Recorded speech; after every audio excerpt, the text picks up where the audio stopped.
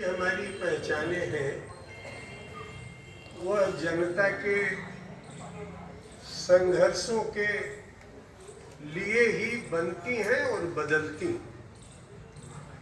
मैं कभी भी लकीर का फकीर नहीं रहा। तो इतिहास में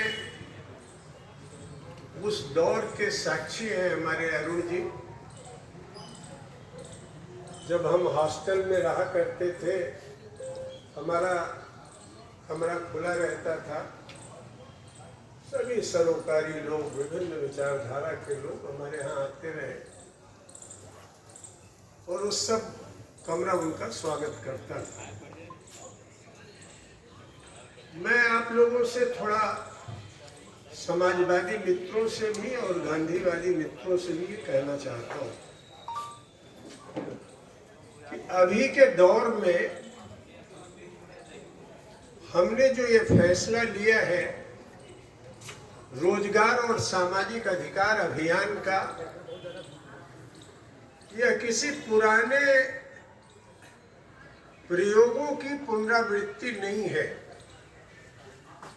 यह पुराने प्रयोगों से सीखी हुई एक नई राजनीतिक पहलकदमी और दिशा है। ये जो हमारी नई पीढ़ी के नौजवानों ने पूरे देश में आंदोलन खड़ा किया है, जहां एक गहरी हताशा थी लोगों में कि अब कुछ नहीं हो सकता, वहां मैं केरल से लेके जम्मू कश्मीर तक देखता हूँ, गुजरात से लेके नॉर्थ ईस्ट तक देखता हूँ,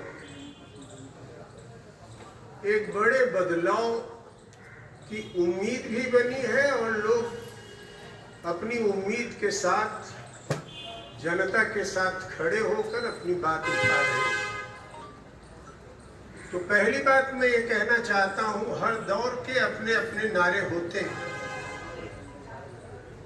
पहला दौर था जब आजादी का दौर था, गांधी जी की बहुत लोग आलोचना कर सकते हैं, बहुतों की कई शिकायतें थी, कम्युनिस्टों की भी थी, अंबेडकर के विचार में रहने वाले लोगों की भी थी, यहाँ तक कि समाजवादियों में भी थी।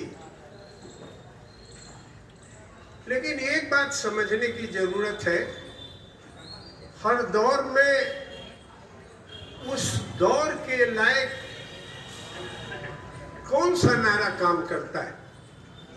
मैं दूसरे मुल्कों की बात नहीं कर रहा हूं, मैं कोई फ्रांस की क्रांति की बात नहीं कर रहा हूं, जारशाही के खिलाफ लड़ी गई रूस की क्रांति की बात मैं नहीं कह रहा हूं। हमारे देश में गांधी जी ने एक टारगेट तय किया स्वराज का, और 47 तक देश में स्वराज के सवाल पर जितनी धाराएं थी कांग्रेस के अंदर ले आने का काम किया। उसमें कम्युनिस्ट भी थे, सोशलिस्ट भी थे और हिंदू विचार मानने वाले लोग भी थे।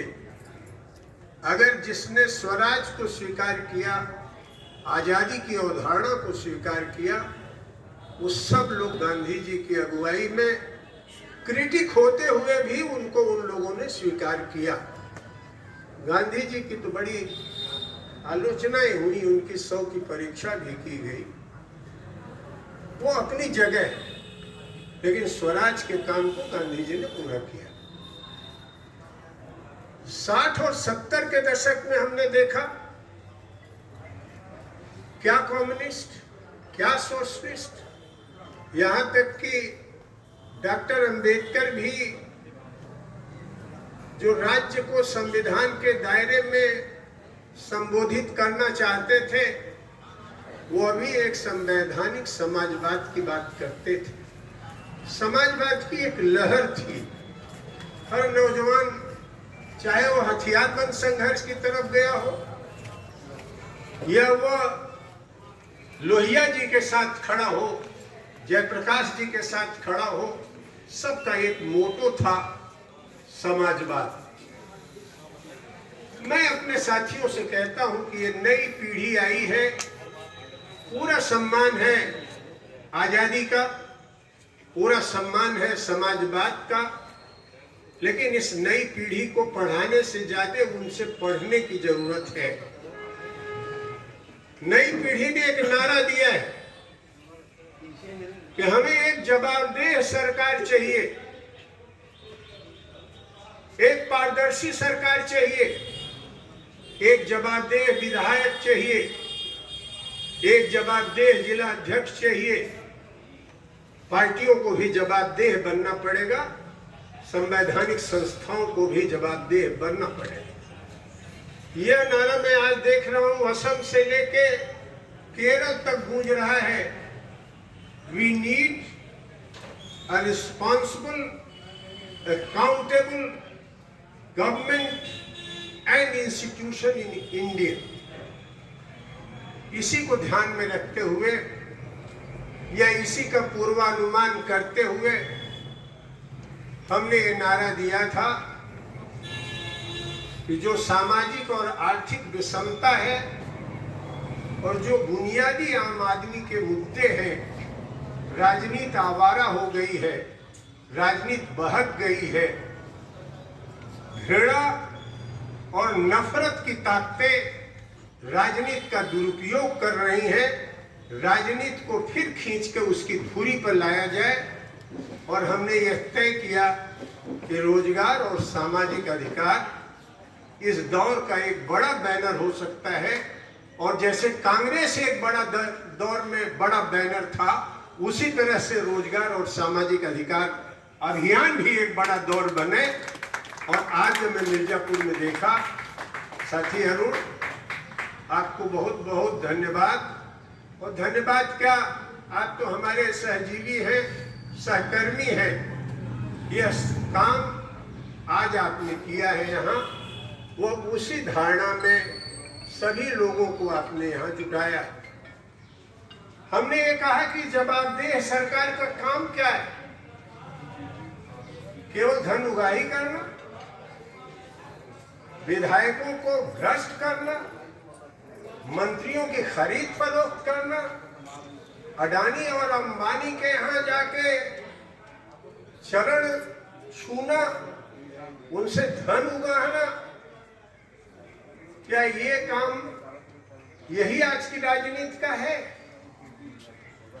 आज के राजनीति का काम है कि जो संविधान में अधिकार दिए गए, संविधान हमारा आधुनिक दस्तावेज है।